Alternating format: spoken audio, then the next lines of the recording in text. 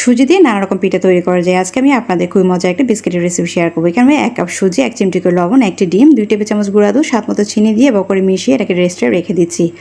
তারপর এটাকে হাত দিয়ে খুব ভালো করে আমি মিশিয়ে নিচ্ছি বা মথে নিচ্ছি। যখন মথে নেওয়া হয়ে যাবে একটা চামচের মধ্যে তেল মেখে নিচ্ছি। হাতেও তেল মেখে আমি একটা চামচের মধ্যে নিচ্ছি যাতে সব পিঠার সাইজ সেম থাকে। তারপর এই পিঠাগুলি এভাবে বানিয়ে আমি একটা চামচের সাহায্যে ডিজাইন করে নিচ্ছি। আপনারা চাইলে ছুরির সাহায্যেও ডিজাইনটা করে নিতে পারেন। আমি এখানে আপনাদের 2টা ডিজাইন করে দিচ্ছি। আপনাদের যেরকম সুন্দর লাগবে ওরকমভাবে এই পিঠার ডিজাইনগুলো করে নিতে পারেন।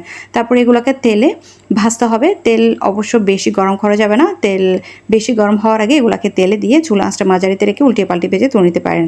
তবে আপনারা এই বিস্কুটগুলো গোল গোল শেপ করেও বানিয়ে নিতে পারেন ঠিক এভাবে।